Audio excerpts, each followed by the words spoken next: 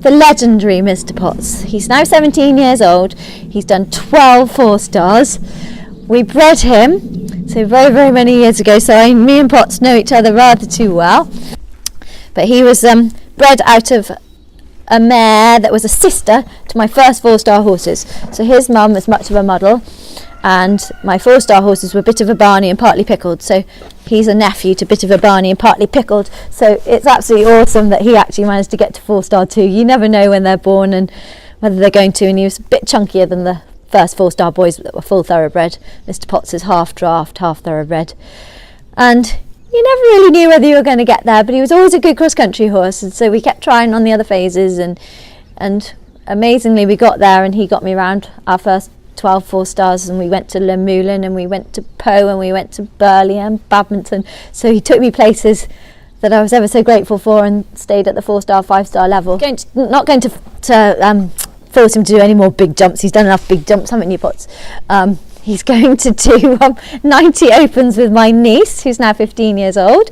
So she's entered up for her first 90 opens on him, and then she'll hopefully do junior classes on him. And I'm going to just, in the meantime, keep him fit and do some open intermediates. Might do the odd advance, perhaps. And he does a bit of show jumping with me as well for a bit of fun.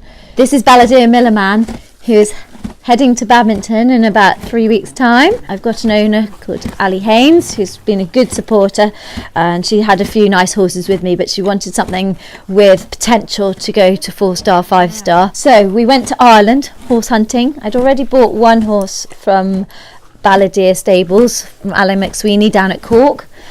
So we went back there horse shopping, and he showed me this lovely 4-year-old. And although he's not the flashiest mover, he wasn't the flashiest mover, he was super good at jumping, and you can see his attitude. There's jump in my way, I'm just going to jump it. And we loved that about him, and he's a beautiful stamp of horse. Been a real journey with Ali, his owner, to get him up to the 4-star level. Last year he did his first 4-star at Burley, and he went really, really well, clear cross country, 1 down show jumping. So we were very happy with that. Finished in the top half, got his Badminton qualification. Miller is quite an enthusiast, so Badminton is going to be rather exciting for him, and I've been there before with other horses that are quite quiet horses, and they've got very, very excited about Badminton. So I'm kind of anticipating that there might be quite a lot of short but often riding sessions to try and get Miller sensible and sane for his dressage. So we're going to get there on Tuesday and ride him around the park on Tuesday, so he kind of gets used to the atmosphere and used to being there. But yeah, they do tend to come out of the stable area there through that archway and then sort of look at the park and go, "Woohoo, this looks good." And then with him, it's things like getting back to the stables that he gets the most excited about.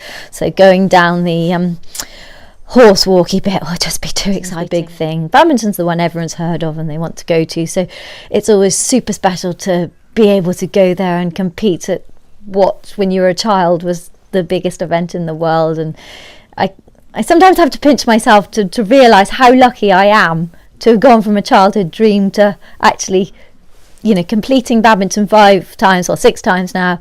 And yeah, and then I'm back there again another year. How lucky am I to have had so many nice horses to have another go?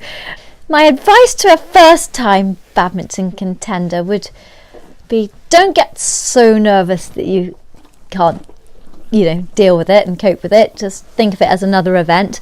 And I think walk the course with one rider you really, really trust and take their opinions. Don't get too many opinions. You can sort of just, you know, you're there only riding one horse, you've got time to talk to too many people and too much time, and you can change your ideas so many times about the jumps. See if you can just get one plan and try and stick with it.